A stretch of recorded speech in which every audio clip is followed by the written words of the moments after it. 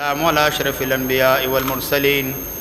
وعلى آله وأصحابه طيبين الطاهرين. بسم الله الرحمن الرحيم. بسم الله الرحمن الرحيم. باب الوضوء ثلاثا وبه قال حدثنا مسدد قال حدثنا قارين تفجير بين كل سبب عبارة هو من دير رضي الله عليه وسلم فقال يا رسول الله صلى الله عليه وسلم كيف الطهور فدعا بماء في إناء فغسل كفيه ثلاثا ثم باب الوضوء ثلاثا باب دې په بیان دا اوداسه کې درې پیری چې اوداس درې ځلې کې ک دو ځل کې ک یو ځل دلته درې واړه طریقې راغلي. باب الوضوء اول ثلاثا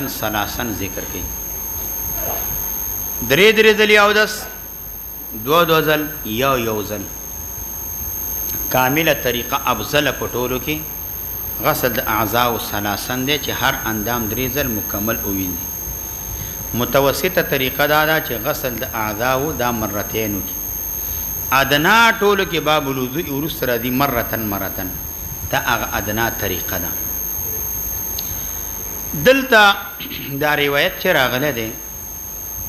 د عمرو بن شعيب عن ابيه عن جده دین روایت راغله قال دا جتوي ان رجلا اعرابيا اتى النبي صلى الله عليه وسلم یو عربي سړی پیغمبر علیہ السلام تراغه. دغه سند چې دلته ذکر دی چې سند کې اختلاف دی. حافظ مذی رحمه الله وی عمرو بن شعيب د دې روایت په درې طریقو باندې راغله. درې طریقو باندې دا روایت نقل کوي عمرو بن شعيب عن ابيه عن جده. وسو طریقو درې.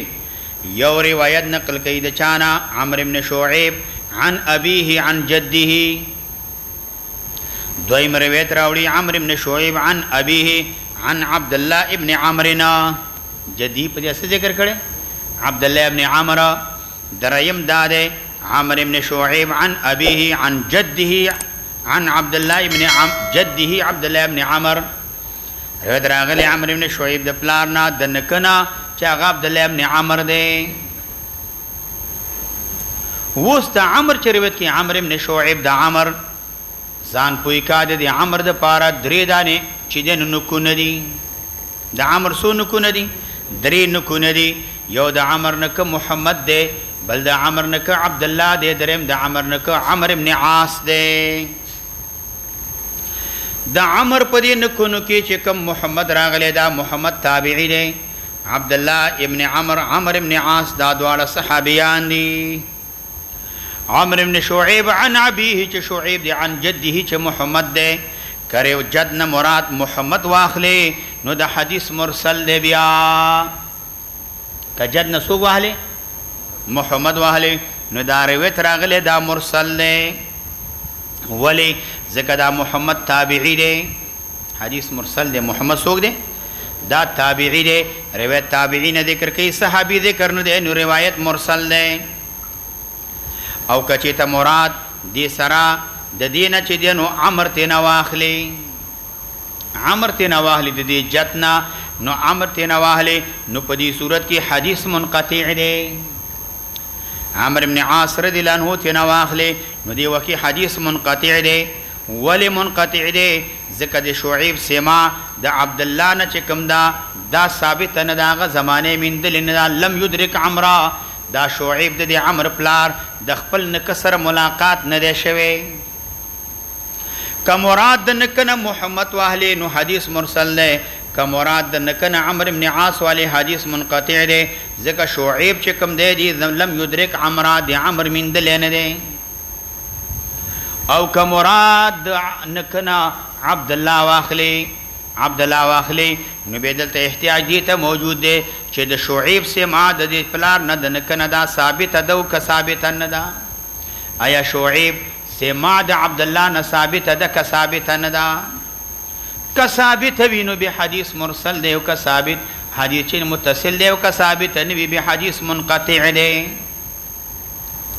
خو علامه ابن سلاوی دا روایت اکثر محدثین عمرو بن شعيب عن ابيه عن جده نو دا حمل کی پچا باندې په هغه صحابي نکه باندې حمل کوي چې عبد الله ابن عمر دی په هغې باندې حمل کوي دا په محمد باندې چې والد د شعیب دی هغې باندې نه حمل کوي نو معلومیږي دا سند صحیح دی او دا سند چې دی نو دا ثابت دی امام بخاری رحمه الله هغه دا وایه امام احمد اسحاق ابن راوی عام اصحابنا يحتجون بحديثه عمرو بن شعيب عن ابي عن جده دی روایت باندې دلیل نسی ما ترکه احد منهم چا دا روایت پریخه نه دی او من الناس بعدهم هم دا روایت مسلسل لاغله دا ثابت دی معلومیږي روایت د عبد الله ابن شعيب عن ابيه عن جده نه مراد عبد الله ابن عمرو ابن عاص دی او دغه روایت چې کوم دی دا ثابت دی او قابل د حجت دی دا جمهور علما وی البته ابن حبان هغه وی دا روایت منقطع دی ځکه شعیب ملاقات د عبد الله سره نه دی شوی او نور امامان د جرح او تعدیل وی نه د شعیب ملاقات سے ما د شعیب د خپل نکنه چې عبد الله د ثابت ده چا ویلی دی امام بخاری ویلی دی چیرته ویلی په تاریخ کې ویلی دی چا ویلی امام بیهقی ویلی چیرته په خپل سنن کې ویلی دی په صحیح سند باندې دا خبره ثابته کړې ده چې سما د شعیب د عبد الله ابن عمرو ابن عاص نه ثابت ده نو حدیث متصل دی ځکه جمهور علما محدثین په دې باندې استدلال کوي او دلیل په باندې نیسي پوه شوئ نو څو نکونه شو درې محمد عبد الله عمره که محمد شي مناسب سنه څنګه شو مرسل نو څه شو مرسل شو او که چیرته مراد نه څنګه شي عمر شي منقطعنا ولې ملاقات ثابت نه یې د چا مابین کې شعیب اور عمر ابن عاص کې په مابین کې او که مراد نه څوک شي عبد الله شي ثبوت د سما باید دایوی محتاج د معرفت د سما ته چې سما د شعیب ثابت شي د چانا د عبد الله نه سما ثابت ده ثابت حدیث متصل دی چا ویلی دی امام بخاری وی ما رأیت احمد و اسحاق دا ټول ملي دي دي عام اصحاب په دې حدیث باندې دلیل نسی د دین ورستم خلق دلیل نیولای دی چا ویلی منقطع دی ابن حبان وی منقطع دی خبر سیدا نا زکا دا حدیث خبر سیدا دا چې سما د شعیب د عبد الله نه ثابت ده چا ویلی ثابت ده ملاسب امام بخاری ویلی ثابت ده په تاریخ کې امام بخاری دا خبره ذکر کړی دا چا ویلی دی امام بیهقی ویلی په خپل سنن کې په صحیح سند باندې چې سما د شعیب د عبد الله ابن عمرو ابن عاص نه ثابت ده نو حدیث څنګه شو متصل ده وایا أن رجلا أتى النبي صلى الله عليه وسلم فقال يا رسول الله صلى الله عليه وسلم كيف الطهور فدعا بماء في إناء فغسل كفيه ثلاثا كيف الطهور ہے نبی علیہ السلام نے کیف الطهور نبی علیہ السلام جواب په فعل باندې ورکړي ځکه دا ابلغ دی د قولنا ځکه دا ضبط تقریب دی جواب په فعل شي چې سم طریقه در توخیم دا او د سکول داسي داسي داسي داسي وکا نو ځکه جواب په فعل باندې ورکړه وایا ثم غسل ذراعيه ثلاثا ثم مسح براسه ودخل ثم مسح براسه ورثر ويا مرتنا وایا ومسح بإبهامه على ظاهر أذنيه وبالصباحتين لا بأذنيه ثم غسل رجليه ثلاثا ثم قال هكذا الوضوء نو دا وی وادخل اصبعي صباحتين دا دواړه مصباحي ګوتې صباحتين تسنیه د صباحتون دا مراد نه مصباح د یمنا او د یسرا مراد دا مناسب دی ته ولې صباح وی ځکه دې تر اشاره کېږي په وخت د تسبیح کې اشهد الله اله الا الله غالب استعمال په دې کې شوی دا یسرا ته ولې ویل کېږي ګس لاس ګوته خو نه وچته دی اگر که تسبیح کې نه وچتېږي خدا تغلیبا دی او مناسب تغلیبا لکه وګوره عمرین شمسین شمس و قمر ته شمسین وی چې لیکن څنګه تغلیبا نو ده کوئی فی اذنه فی سماخ اذنه د غوږونو په سوري کې ومسح بابهامه علی ظاهر اذنه ظاهر د اذنین نو کمی وده مما یلی الرأس چې سر ته کم نږدې دي وبالصباحتين باطن د اذنینو دا په باندې مسک ثم غسل رجله ثلاثا ثم قال النبي صلى الله عليه وسلم هكذا الوضوء الكامل پورا او تصدق شانت وي فمن زاد على هذا چا چې په دې باندې زیاتواله وکړو او نقص فقط اساء بترک سنت گناهگار شو وظلم بمخالفه النبي صلى الله عليه وسلم او ظلم واساء دا شک دراوی نه یا معنا دارا فقط اساء وظلم ولی ذکر اتعاب نفس تورک ځان تکلیف کو پی ما زاد علی الثلاثه اے ثواب نه ملاویږي قسم رزل وینځو ویندا ثواب درته ملاویږي بغیر د ځان د تکلیف ورکا بغیر د ځان د تکلیف ورکا ثواب درته نه ملاویږي تکلیف دی وکبي ثوابا مراتب مثال داسې دی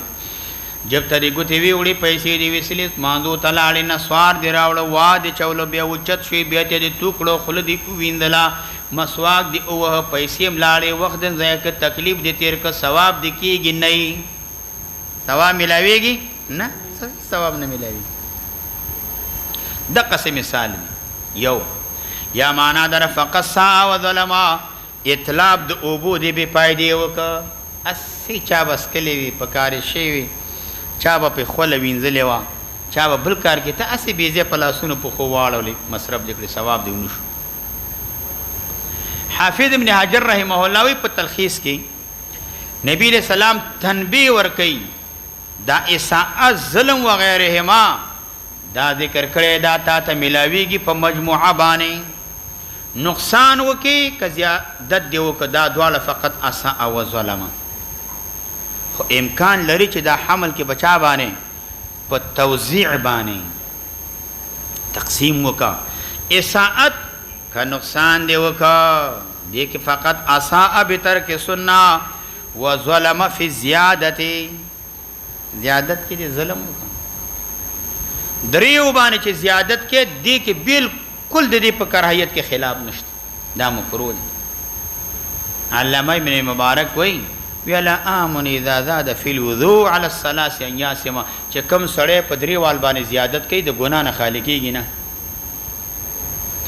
امام احمد صاحب نه راوي وي چې دریو باندې پاوداسه کې زیاتواله کوي د هغه سړی کې مبتلا چې وسواسی وي وسواسی سړی وي د وسواسی سړی او دس کیږي دوه درې ځل باندې کار کیږي نه وسواسی سړی هغه خو نه ارته لاړ شي نظر د سراویلو کې سحر لاړ شي او مازیګر پر وبو کې وي چورته راځه کنه لکه پریدر استنجا خو به درته نو دقه سي مبتلا سړی چې هغه وي چې مبتلا نه وي نو درې ځل باندې زیاتواله نه احناف مسلک او مذهب دار احناف داوی په او داسه کې سنت او داسه کې مناسب درې ځل اندامونه ویندا سو ځل ویندا درې ځل ویندا مستوعب ویندا پورا ویندا داسې مکه وچ اخر کې وصله یو ځل وینځل شو لاس باندې وسی کی اخر کې واچ لاس دا یو ځل وینځل دي اول ځل وبو واچ لاس باندې مکمل وینځا دویم ځل مکمل دریم ځل مکمل مرته ولا کې بټول مخ لاندې ټول په خلم دې ټول لاس بلم دې ک یوزه وچ پاتې شو دوباره د ویند بیا وچ پاتې شو درایم بار د ویند دا غسل د اعضاء و ثلاثن نه دا غسل د اعضاء مره واحده نه ګو مخ توبه واچو خو دا مخ لون کا مخ څنګه کا لون کا دا لاسونه خلام دکا جمی کې وب یخیلم دې مشکل دی وړي کې خو بدن خولي کدا سي ډېر وبواچي چون واچنو لمدیږي بیا په لاس وه احتیاطاً کتا اول ځل لامدام نه کوي درې ځل سنت طریقه دی ادا نه شو څه پر دی ادا سنت در نه پاتې شو مستحب او چې تلری پاتې شو سنت دی مادانه البته ملاسه دا مسله ده کده تمانیت د قلب د پاره اے ځان پوي کا اطمینان د قلب د پاره یا قصد وضو علی الوضو ته ولګېږې زیاتوالی کې لابا څه معنا مخ دې وینځه دلته لږې اوبه واچولې پرېږده پاس دې هم لون شي یاره دې ګیره کې لږ هغه پاتې شو یاره دا اوبه ونه رسېلې بیا لږې اوبه واچوه بس دا قصد اطمینان قلب دپاره دا جایز دی خو داسې مه کوه چې جمې کې ګرمې اوبه دي او شروع دې کړې ده واچوه چې مخ دې هم ګرم شي لاسونه اوړي کې ګرمي د یخې اوبه دي لاس مخ ورته ونیسه ګیره را پرېښې دي وي ځان باندې لاسونه ونیسه بهیږي پښې ورته ونیسه ښه خوند درکوي نه دا جایز نه دی فقط ساء وظلم حدیث فقط تعدى تجاوز کو دا محمول ده په اعتقاد سنتیت باندې کتوی حدیث کې خورازی درې ځل نه اخوا د تعدا تجاوز کو ظلم وکړه درې ځل نه اخوا اعتقاد د سنتیت ملره سره د اعتقاد د سنتیت د ثلاثونه کراهیت په زیادت نقصان کې نشته ای عقیده دی دادا لاسونه ویندل درې ځل دی په خو درې ځل دی مخ درې ځل دی عقیده می دادا خو دو ځل ویندم پروا نشته دی عقیده دی دادا چې درې ځل دی خو څلور ځل لګي او بیت اطمینان د پاره اچ پروا نشته دی خدا عقیده مساته چې درې ځل څلور ځل سنت دی یا دو ځل سنت دی بیا جایز دی عقیده د درې ځل ولره که یو موټی چوم دی واچو زیاتوالی کې یا دو ځل دی وینل یاره نشم کولی یخني ده اوبه ډېرې یخې دي پروا نه لري وایا باب الوضوء مرتين باب دی په بیان د وضو مرتين کې وایا وبه قال حدثنا محمد بن العلاء قال حدثنا سيد بن علي بن الحبابي قال حدثنا عبد الرحمن بن صبان قال حدثنا عبد الله بن الفضل الحاشمي عن الاعرج عن ابي هريره رضي الله تعالى عنه ان النبي صلى الله عليه وسلم توضا مرتين لپاره د بیان د جواز لپاره ده اے مخکې حدیث کې را لاندام درې ځل ویندا دلته وی دو ځل ویندا نو یو جواب دار دا بیان د جواز لپاره ده دویم دا دا بیان د اوسط د مراتب د غسل دی درې ځل اعلی دی دو ځل اوسط دی یو ځل ادنا دی روان دی وایا وبه قال حدثنا عثمان بن ابي شيبه قال حدثنا محمد بن بشر قال حدثنا هشام بن سعد قال حدثنا زيد بن عطاء بن يسار قال قال لنا ابو رضي الله تعالى عنهما تحبون ان اريكم كيف كان فخوي چې د نبی له صلوات و سلام او د سر توخیم وایا كيف كان رسول الله صلى الله عليه وسلم يتوضا فدعا بإناء فيه ماء فضرب غرفة بيده اليمنى فمضمض جمع بينهما واستنشق دعاء الجمع کړه ثم اخذ اخرى غرفة اخرى فجمع بها يديه ثم غسل وجهه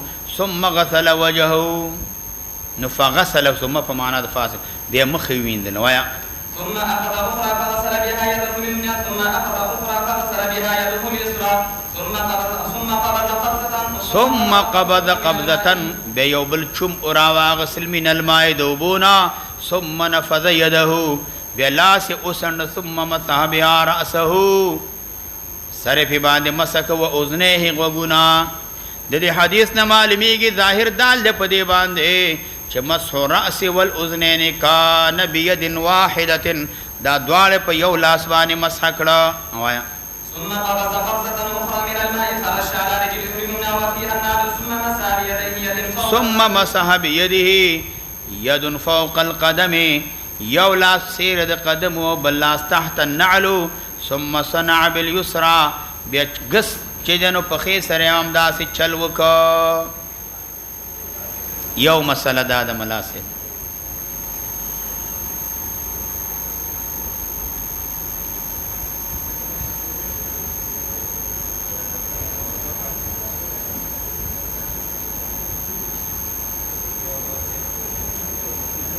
کامرې ته ویسي اوبه ورکړي ورته پښې لاسونه ورته ومږئ بل کسې ونیسئ او اوبه ورته ورکړي یخې اوبه په ښو لاسو باندې ورته اوبه واچوئ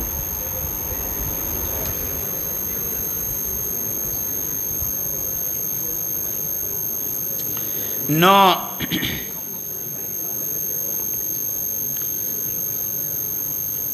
ګوره یو دلتا دی حدیث دا دویم حدیث دی که ترجمه الباب سره مناسبت نشته دی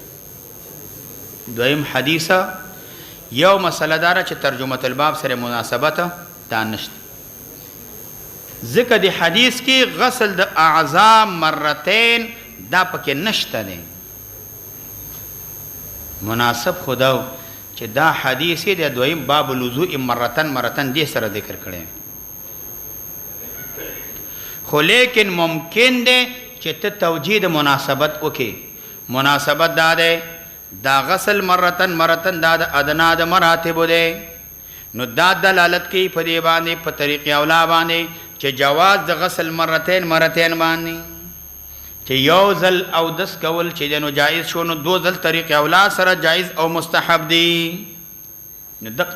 طریقې باندې مناسبت راځي کني ظاهرا د ترجمه الباب سره مناسبت نشته دویم دی حدیث آخر کې داراله ملا سے دا کړکی ځان ته خلاص کی چې کم خلاص نه خالی سر لګزارو کې سر ور سره ونه لګي آخر کې یو بل ته وای چې یاره دا هغه دا ونه لګي نور خلاص کې لګ هوا به لګي عباس کړکی دا کړکی دروازه خلاص کې به لګ فرق کوي ان شاء الله ګورا بل دی حدیث ته وګورا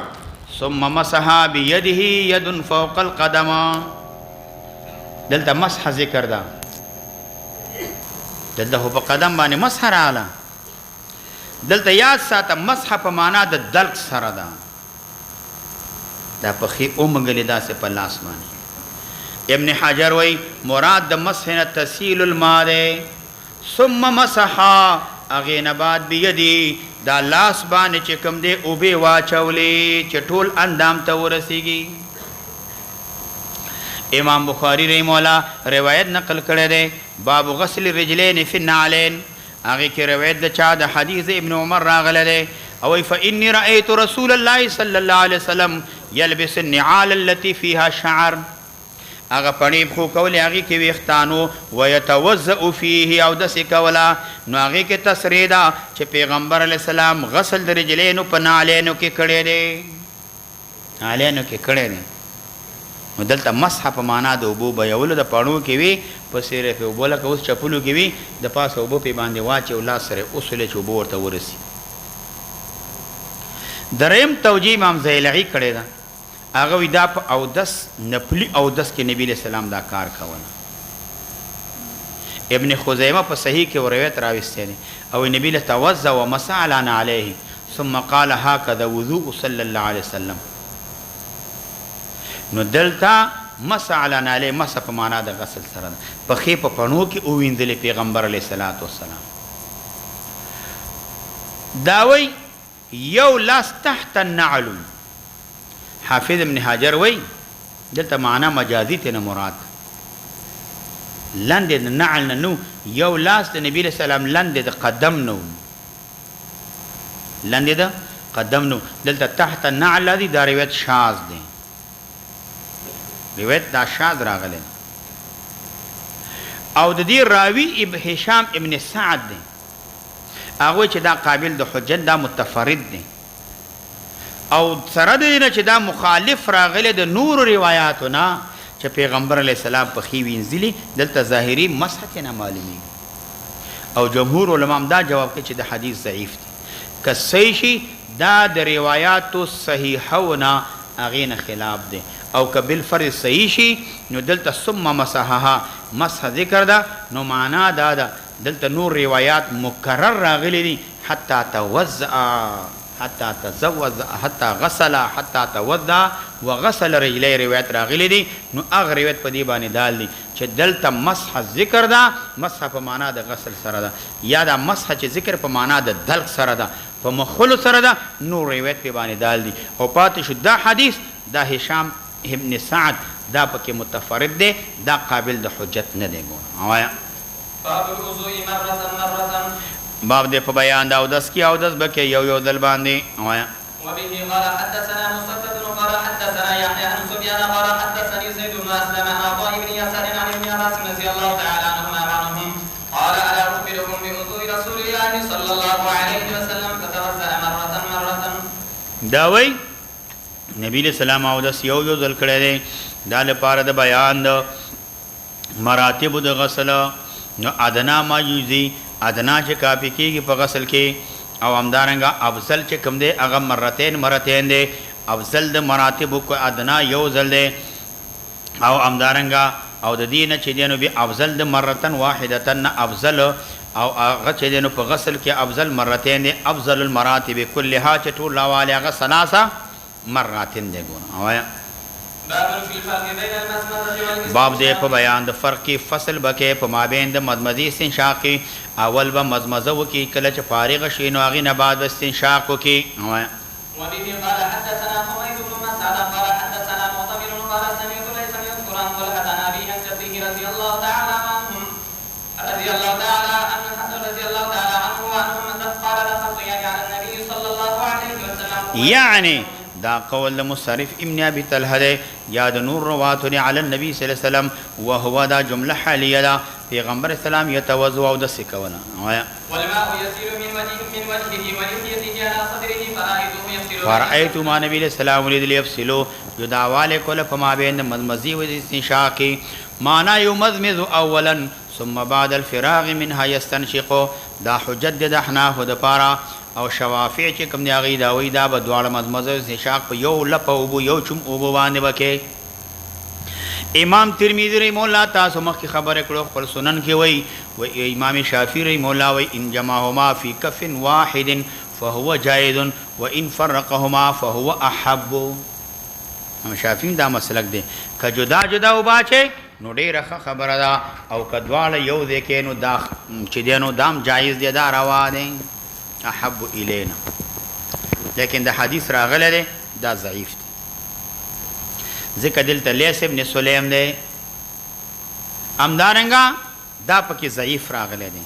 لیث ابن سلیم دا پکې ضعیف دی نو چې دا ضعیف دی خو مونږ ویو دینه مخکې احادیث مرفوعه تیر شوی دي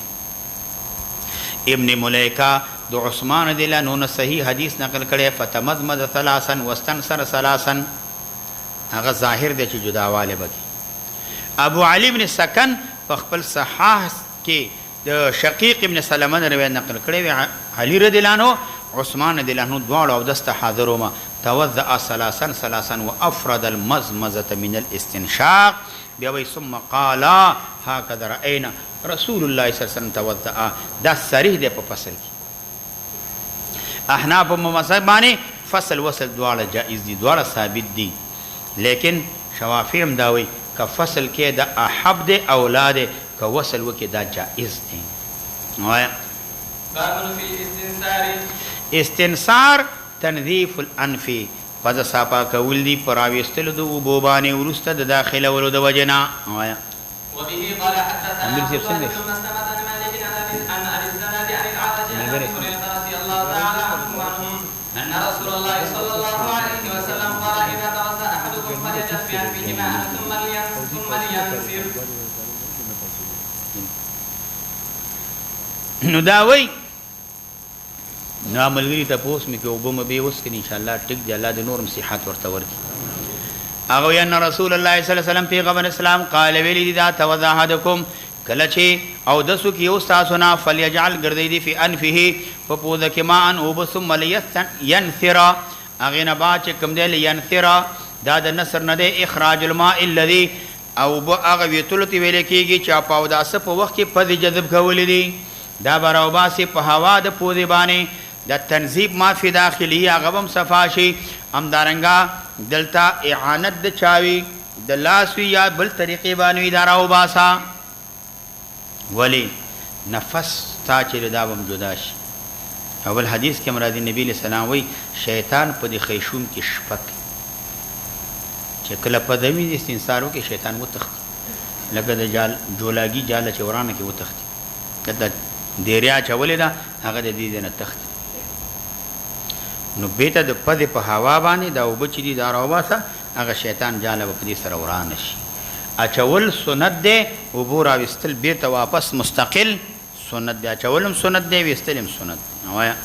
وبه قال حدثنا ابراهيم بن موسى قال حدثنا وكيع قال حدثنا ابن ابي ذئب عن خالد عن ابي قطافه عن ابن عباس رضي الله تعالى عنهما وعنهم قال قال رسول الله صلى الله عليه وسلم استغفروا مرتين بالغتين او ثلاثا استنثار بکی دوزل بالغتین مبالغه بکی او ثلاثن دا او لفظ تنویه د پاره د یا شک د چا دراوی نه دریم سره مبالغه ذکر نکړه دا مبالغه په سنتینو کې دا قائم مقام د مرت الثالثه ده دوزل وب واچوا چې مبالغه دی وکړه دا د سده لکه درې دل دي چې اچولي نو دا او تنویه د پاره دا قول د نبی له سلام شو یا شک دراوی ده دا بعض روات خبره شو وایا وبه قال حدثنا قتيبة بن سعيد في آخرين في جماعة آخرين من الشيوخ الذين حدثونا یو جماعت محدثین روایت کړي دي دغه حدیث او قتيبه په دې کې داخل دي قالوا قتيبه دا شيوخ آخرين وي حدثونا يحيى من ته حدیث يحيى بن سليم ذکر کړي دا يحيى ابو محمد یا ابو زکریا کنیه ده هغه روایت کې اسماعیل ابن کثیر نه هغه روایت کې اسماعیل ابن کثیر دا حجازی دی ابو حانه چې کوم دی کنیه راغلی ده هغه روایت کې د عاصم ابن لقیط ابن صبرنا د دې روایت نقل کړي لقیط ابن صبر ابن عبد الله ابن منتفقه او سوی دا لقیط ابن عامر ابن صبر دی او سوی لقیط ابن صبر ابن عبد الله دی دې کې اختلاف دی چې دا یو دی که جدا جدا دی یو جماعت وی دواړه یو دی ابن معین وی امام احمد بخاری ابن حبان وی دا لقیط ابن صبر ابن عبد الله لقیط ابن عامر ابن صبر دا دواړه یو دی یو جماعت وی نه جدا جدا دی لکه ابن مدینی همدارنګ ابن سعد مسلم امام ترمذی وغیره وی دا جدا جدا دی حافظ ابن حجر رحمه الله راجح دار زمانہ در کې انهما اسنان دا دو دي لقیط ابن صبیره جدا ده لقیط ابن عامر ابن صبیره جدا ده او دا جدا جدا دي کې دې شي دا وفات کې دواړو لقیط ابن صبیره په دې وفات کې لقیط ابن عامر ابن صبیره په دې وفات کې دواړه په دې وفات کې و هوایا نو قال دا لقیط كنت ذو موافد بني المنتفق ز په وافد د بني المنتفق هم د بني المنتفق دا وفد مالې غلیو وافد د بني المنتفق ما نو دی وجنا دا وفد چرالې غلیو د بني المنتفق دا مالې غلیو یا معنا دا دا چې فلان امیر علی کذا زه دې امیرم دا وفد مارا لګلیو دی خلکو یا معنا دا دا چې دا وفد راغلیو د وفد د بني منتفق کې زم موجود ما یا دا وفد ما لګلیو وفد فلان على الامير اي ورد رسولا فهو وافد نو دی وجنا ز وافد ما او یا ز په دی وفد کوم د بني المنتفق ذکر او فی وفد بني المنتفق ما لګلیو یا د وفد چې نبی له سلام تلو زم پکېو ما چاته نبی له سلام وایا إلى رسول الله صلى الله عليه وسلم قال فلما قدمنا على رسول الله صلى الله عليه وسلم فلم نصادفه في منزله وصادفنا عائشة رضي الله تعالى عنها أم المؤمنين فلم نصادفه نو منګ نبی له سلام سره مخامخ شو په منزل کې وصادفنا منګ مصادفت وکړه حضرت عائشہ رضی الله عنها سره ام المؤمنین سره قال نو دا لقیت وی فامرت حضرت عائشہ رضی الله عنها امر کلنا منګ د پارا بحذیرتنا ځان په پوي کا بحذیرتن منگ تے امرو که بچا بانے پا حلوا باندی حلوا باندی دا سنگ حلوا با دا اصل کے خوراکو طعام یتخذ من لحم و دقیق دا اغا طعام چه دا جوڑی دلا دو وخینا دو وڑونا وخینا او دا چانا دو وڑونا جوڑی دلا دیتا حذیره ویلے کیگی وڑو بوا چولا او به پکې واچولې وخه به واچوله وړي به پکې واچولو مالګې به اندازه باندې واچوله کله دا غوښه پخه شوه ویل لړوي بیا به وړه پې باندې واچوله بیا به ولړل چې غوښه پکې وه دې ته حزیره ویلې چې غوښه پکې نه وه دې ته عسیده ویلې کېدله عسیده یوازې اوړه غوړو کې واچوي همداسې ویلړې پاخې کې ویې خوري حلوا ته جوړه یا غوښه ورته واچي کتا سوي د دې مثال دغه سیمټۍ دي کنه سیمټۍ د غټي وریجې راځړو کې غوښه پکې واچوا هم د سیم د غټي وریجې پخېږي نو بغیر د غوښې نه پخېږي غوښه باندې پخیږي په 400 کې بغیر د غوښې نه پخیږي په قورمه کې دا غټي وریجې مې پکې خډېرې واچي دا غټي وریجې داسې دا مې وریجې یو ځای کې داسې یو ځای کې مکمل حل کې بالکل حلوا شي سیمټ شي سرکه سیمټو چګه چګټه کې سیمټي شي دا خلق بیا هم دسي خوري هغه خلص چل کوي په یو لوی طبخ نه کې واچي ملاسه پس کې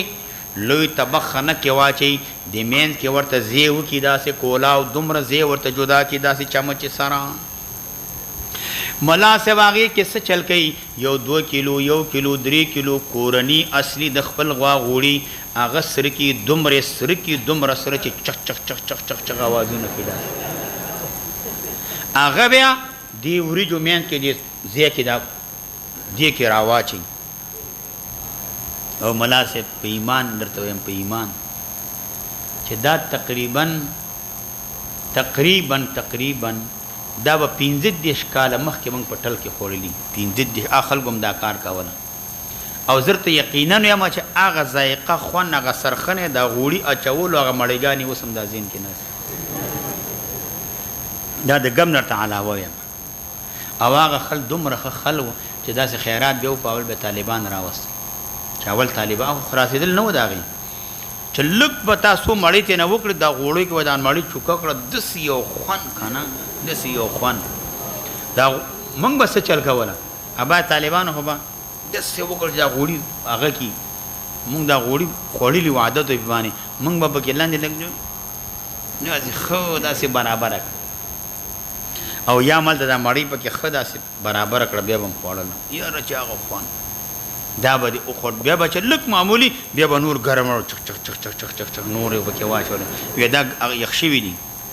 اول به طالبانو خو بیا نور خلکو خلاص دل چې ته په یو خنک به 50-60 کسان مړې دل خلاص دل نه یو شی وو ډکړې وو کړ نو هغه ګور هغه کې غوخه نه و مې غټي ورج اوبو کې چی کې غوړی موړی نه مصالې چې کنو ساده په خولو دا کورنی غوړی کې یاره مناسب چې ته کور می تلار شي خلکو ته استاد چلینم توبه استاد کورنی چرک نم توبه استاد هر سنه توبه دغه شی ماته پوښه کورنی غوړی کې واچو ته به خوند ګوري خدا زینا چې وګي ورته ګورم چې خېټه دی ورته وبو کې کی ګورم دغه حالت دی حزیره او وغه پکې عسیده وړو دا سيزونه وی چې وغه پکې نیوي د تبع عربو عسیده دا ویلي او بعد وینا چې د اوړو نه هغه حریره ده چې د نخالې نه وي اوړو نه وي دی بورنه جوړ کې هغه ته حزیره ویل کېږي هارو بدا کدا ګور ډیر قوي شی وي مناسب دا ډیر قوي شی دی چې ته ولګيږي وخه هغه واچي هغه کې وړي واچي هغه پخه کې بیا پکې اوړه واچي دا ولړي دا معجومي مرکب کې نه جوړ کې او په ایمان وي چې دا یو سو وخت ته اخري دا وړه څومره قوي شي دی غوخه به کورنی وړي دا ټول اخري نو هغه نه بعد نور نو مخکې وبسې مزن دا به وګوره اوایا فقال أصبتم شيئا وأمر لكم بشيء قال فقلنا نعم يا رسول الله نفسنا لنا قال وأوتينا من تراتك وکړې شو په چا باندې بقناع ای قناع ستوي طبق ته ویل کېږي چې طعام پکې خوري میوه پکې اچي ای مناسب دا پلیټو دا دمره کاسي پلیټ کې خوراک مکرو په میز باندې مکرو د خوراک پلیټونه دوند نه واچو خوراک درته کې واچي مړی داسې کې خړط بیا پکې مړی داسې کې پړوت سو د سلانه چې سوګه خو ساده کار غټه کاسي کدا سي پلیټي پروا نه کوي واچو چې لک مړی خو پکې وشي راټوليږي هو کنه طبق دی ته وای ګوره د کورموالو غټي وريجي یا د بنوالو پنده چې کم شکی کیږي هغه ته ویل کیږي پنده د بنوالو لسکه سي پکېني خوراک ته وکي لندې معلومیږي نه چې خوراک ته کړه خندې ته طبق ویل کیږي دا دینه پلیټ کې واچو مړی پکې کې ور اوچتيږي نه کله دې سبزي داسې رواني خوروا دې داسې رواني طبق دې غټ خنک ته ویل خنک وې تشوي کدا نه پیژنې دا اوړه چې په کم شي کې لمديږي هغه ته وې جامې چې کم شي کې وینځل کېږي هغه ته غسي ته ویل کېږي دیا راوړ ولم يقل قتيبه ندي ویل قناع ولم يقل قتيبه ندي ویل قناع په بعض نسخو کې معنا داره تلفظ قتیبه په لفظ قناع نه دی کړی نه تلفظ صحیح چې دینه معلومات وشي خو قناع طبق ته ویل کېږي فی تمرن هغه خنک زنبیل غټ هغې کې خرماګانې دې ته ویل کېږي وایه ثم جاء رسول الله صلى الله عليه وسلم فقال أصبتم شيئا أو أمر لكم بشيء سم خوړي کنه تاسو سب شي امر شوی قال لقد قلنا موتر نعم هو رسول سلام قال لقد فبينا نحن مع رسول سلام موږ د پیغمبر علیه السلام سره دا سملګری و فبينا نحن دا کلمه د بین راغله دا په معنا د وسط سره را دي دا د ظروف لازم الاضافت نه دا اضافت اثنين فصاعدا تکیږي یا د دې قائم مقام لك عوان بین ذلك کله ظرف مکان بین واقع کیږي ظرف زمان واقع کیږي په اعتبار د مضاف الیه سره کله د دې بین مضاف الیه حذف کیږي د دې په عوض کې ها را دي په عوض کې الف را دي بینها نحن كذا وكذا بین نحن كذا وكذا کله د دې په عوض کې هیڅ هم نه را دي هاذا شی بین یعنی بین الجید وردی دا شی چې نه بین دی معنا د ردی او جید په مابین کې دی منگ د نبی علیہ السلام سره جلوسن منگ ناسو جلوس جمع د جالس تا معنا دادا پدا سے اوقاتو کې منگ د نبی علیہ السلام مبارک سره چې دنو ناسو از دفع الرائی غنمه راوشړل راوستل شپون کی خپل غنم ال المراح ماوازه د پنغالی د شپې تیرولو تشپون کی ګډي بيزي راوستلې چې کله ما خام شي ما دیګر شپون کې مال راولي هغه پنغالی ته زی چې کمزې کې شپه تیری ال تر روانې کړې وي وایا ومعو سخلتن یتعیرو دی ومعو سخلتن دی سره دی بیزی بچیو بیزی بچی دی گڑی بیزی دوارو بچی تیویلے کی گی یتعیرو آواز کولا گڑی بیزی بچی آواز تیویلے کی گی فقال نبی علیہ السلام ما ولدت یا فلان یا فلان یا سشے دی پیدا کرے دی فلان یا سشے پیدا کرے دا بچی دی پیدا کرے گا بیزی پیدا کرے بیزی پیدا کړي دا نسبت دې ته ولي کېږي نسبت دې ته ذکر کېږي ذکر دې چې کوم دې د دې په مخ کې پیدا شوی دی دې علاج کړی دی دې چلی ولاړه سملولې ده د دې په مخ کې پیدا شوی دی نو دی وجنا د پیدایش د پاره دا سیده لکه قابله د خدي د پاره ذکر دې ته نسبت شوی دی څه شی دې پیدا کړی یعنی ستا بیزی څه شی پیدا کړ قال بهمتن اغي ورته ویلي بهمدا د ګړي بيدي بچي مذکر مؤنث پیدا شو قال لقيت وایا قال نبی علیہ السلام ویلی فذبح لنا ذبح کمنګ د پاره مکان د دې په دی باندې شاتن یو ګړو ثم قال نبی علیہ السلام ویلی لا تحسبن ولم يقل لا تحسبن دا کلام د لقید دی غرض د دینه اظهار د کمال د حفظ دی بیان د دې کې چې نبی علیہ السلام نطق بهذا اللفظ بکسر سین ویلی په فتحې سره نه دی ویلی دومره متوجه ما لا تحسبن ویلی دی لا تحسبن نه دی ویلی نبی علیہ السلام ویلی تاسو ګمان مکوئ چې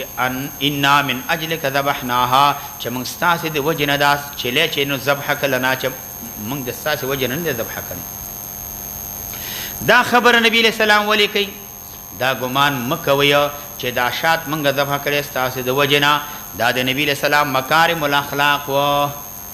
غرض په دې سره نبی علیہ السلام دفع د خجل د صحابه وکي چې هغه دا ګمان کوله چې دا ذبح زمنګ د وجنه واقع شو موږ نبی علیہ السلام ته تکلیف ورکړه لکه ته یو عالم یو کس هغه ته ورشي تا ته خوراک وروړي چرګوټي وروړي وروړي تکلیف کړي او ته لکه دا ګوره موږ د پاره تکلیف هغه ته نه دا موږ تکلیف نو کړی نور ملمانو هغه ته تکلیف کړی استاد کې نصیب هغه نه دا پاتې وي یا نن موږ کور کې هم د خرچه کړی و نو دی وجن هغه تاسو ته راوړ دا ملمانه په دې باندې خپنه شي دم تکلیف ورک نو نبی له سلام وینا تاسو د وجن موږ دا ذبح کړی نه دی خپکیږي امام څنګه چل دی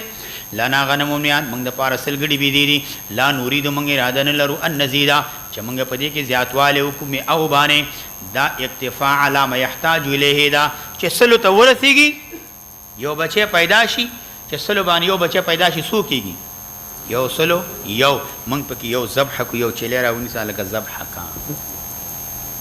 موږ هغه ذبح کو اکتفاء کو چې موږ بس ډیره وینا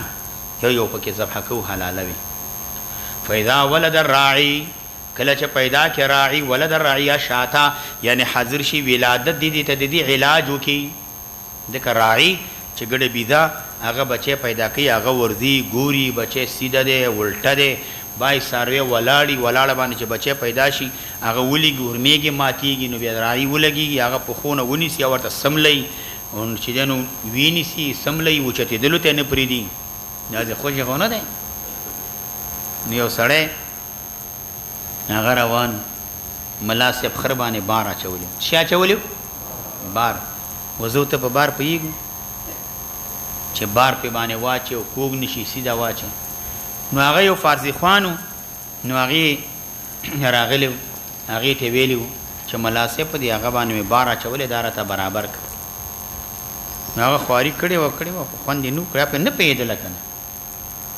نو بیا هغه فارسي خوان جګ شي ګوره دغسې خلک داسې بار وتړه داسې هغه که خره باندې دې بار اچولی وړه دې اچولي دي کور دې وړی نه شي نو دغسې بیا تپوس یې دې کړی څه شی دې کړي وی سبق مې ویلی دی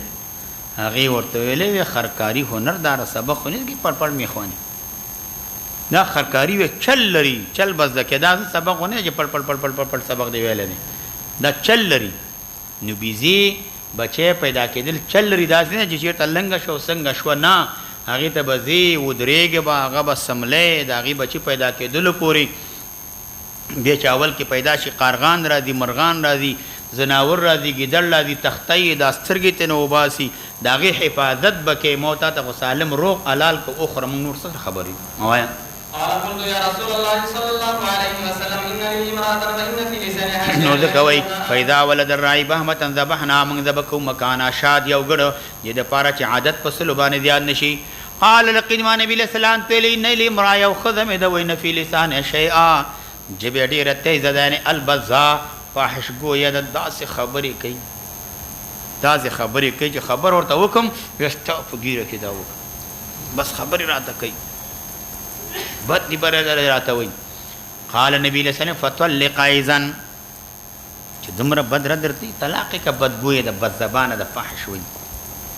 قال لقد قلت مواتل یا رسول الله سلام ان الله صحبة قدیمة ډېره پخوانه مې ملګرې ده زه خو ملا صاحب تلاوت کوم او سبق ویم تلاوت کوم حدیث ویم نو بیا د ښځې گزاره یہ بہت مشکل کی بات ہے دا خو نشي کېدلی او بل ولی منها ولد زما ته نه بچیم دي که طلاق ورکم بچی ضایع کېږي د دې کفالت به څوک نه وي نبي علیه السلام فمرها یقول عظها امر ورته وکړه دا تفسیر د بعض روات المعنی عظها وعظ ورته وکړه معنا دا د امر ورته وکړه بکف لسانها واز ورته کې خدي پوچ مویا رپس مویا بدګوئی مکوا بد زبانی مکوا بد رد مویا واز نصیحت ورته وکا فیک فی خیر فتتفعل نو دا کار به وکي که خیر پکې وي دا کار به وکي ستا خبر به اومني فستفعل کچې ته خیر پکې وي نو دی وجنه ستا خبر به دا اومني بس خدای به سم شي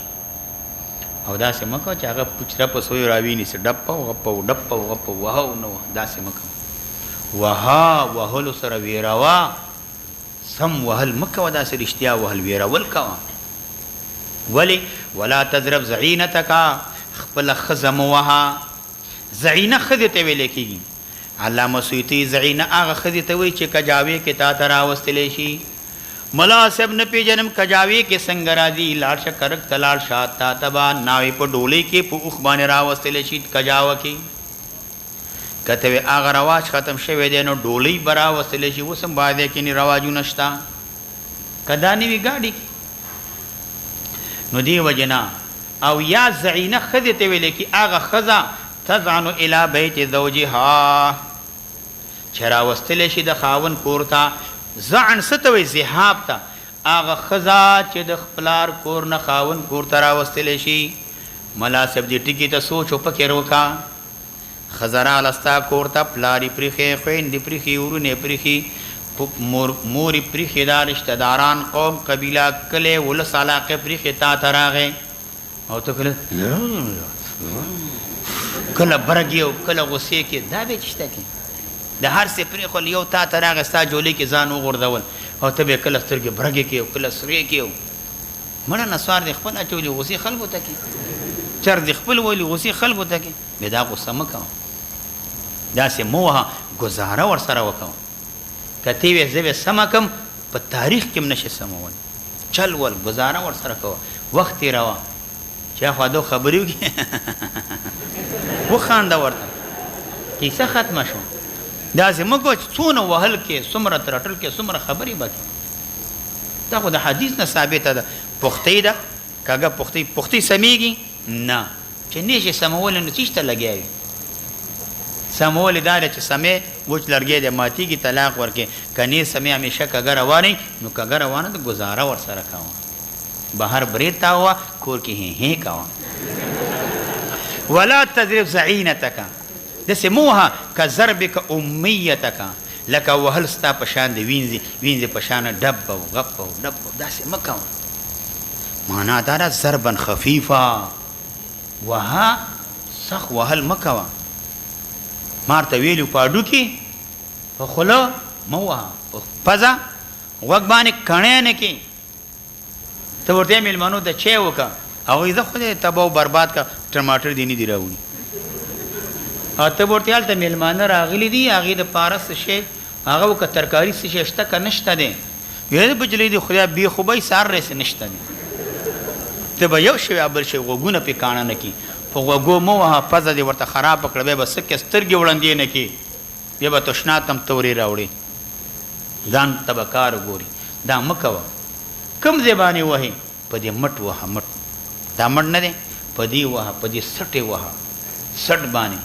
په دې پتون باندې وهه دا پتونو د ملا په مابین کې دې ځای باندې وهه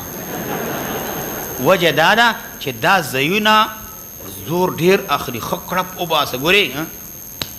څومره کړپ یې وکړ داسې کړپ ته غوږ ته ورکړه دستي به روانې ډاکټر ته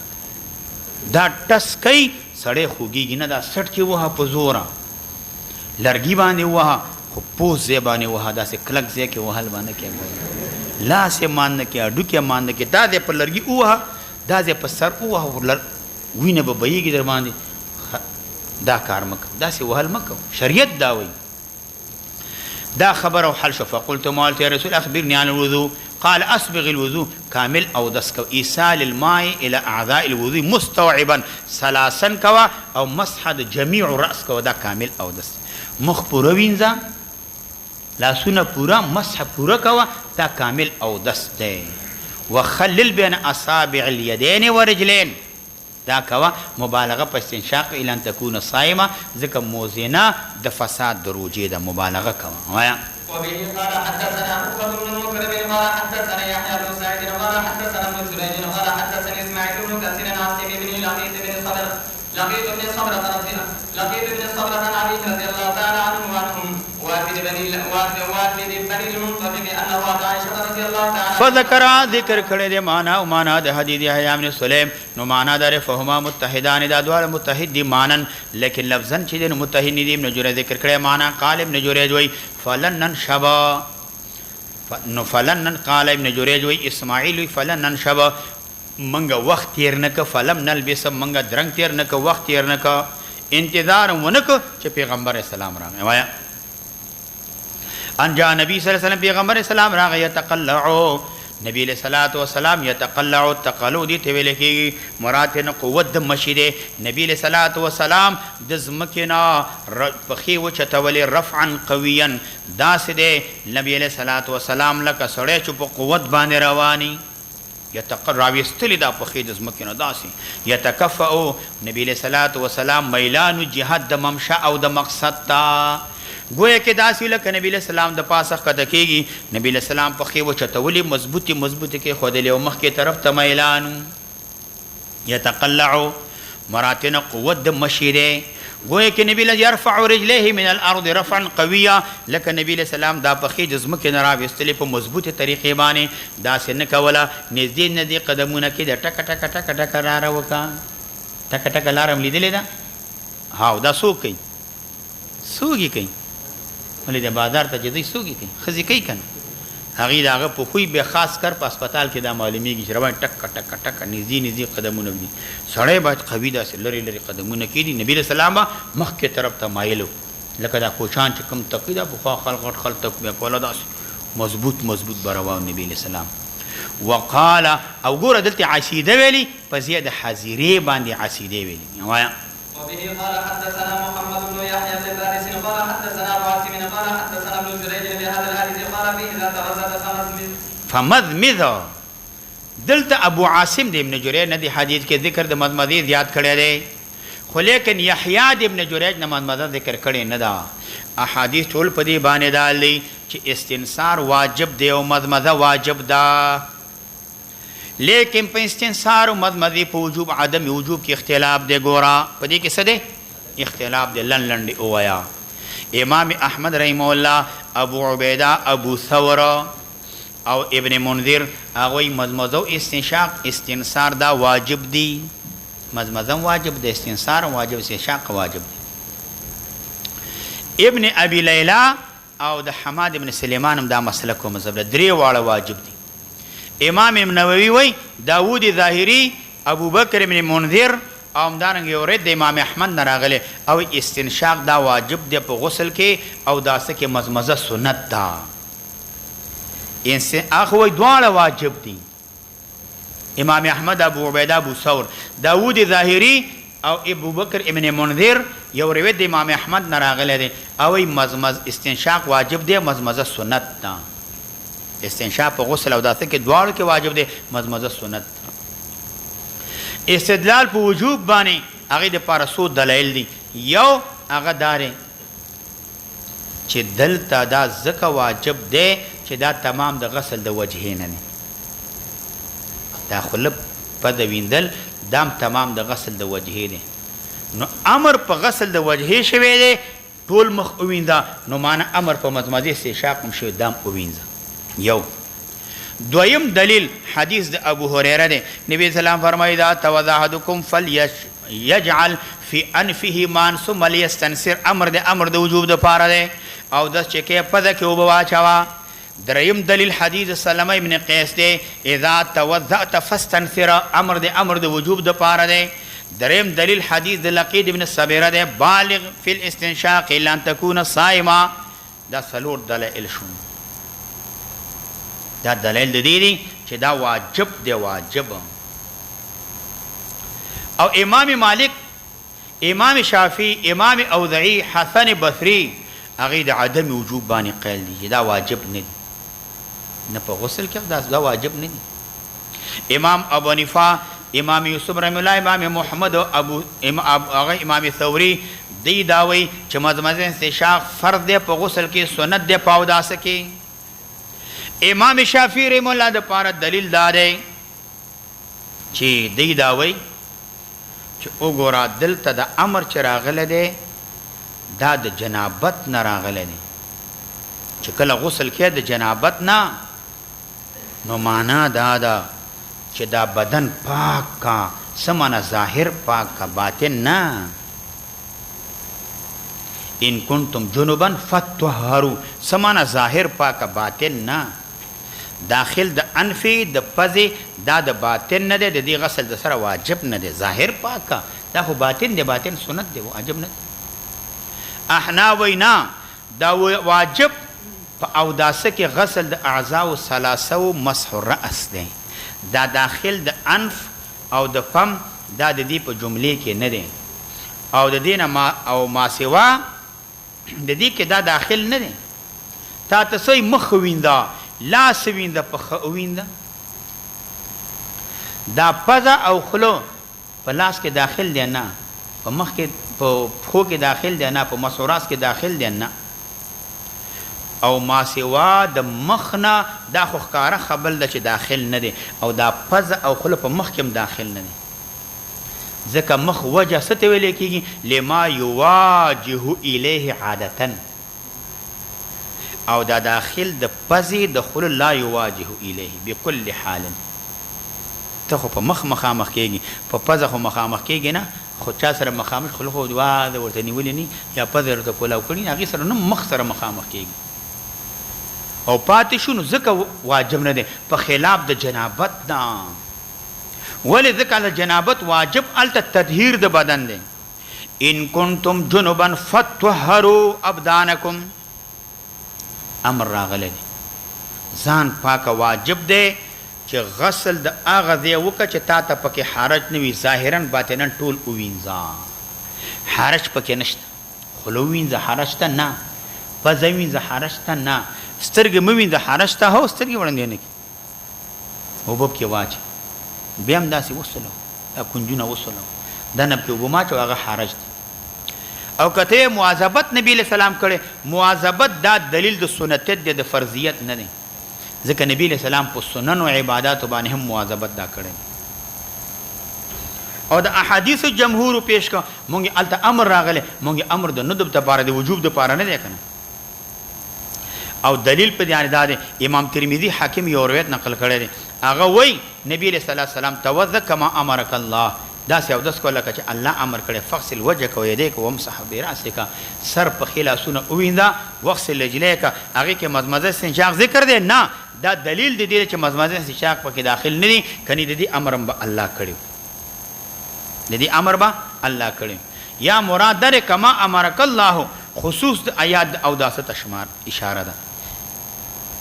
یا ایها الذين امنوا اذا قمتم الى الصلاه فاغسلوا وجوهكم نو د پز یو د هغه ذکر کې شته د خلو هغه ته اشاره ده او بل حدیث ته نبی له سلام فرمایي 10 من سنن المرسلین هغه کې مزمزه ذکر ده دا د سنتو کې همدارنګه حدیث ابن عباس مرفوعا راغله هغه کې داسې الفاظ راغلي المزمزه والاستنشاق سنه دارت امام داری قطنی ذکر کړي هغه تصریح د پدی باندې دا سنت دی واجبه نه ده نو دا روي ټول دال دی بچا باندې په سنتیت باندې نه په وجوب باندې اللهم صل علی محمد الحمد لله رب العالمین والصلاه والسلام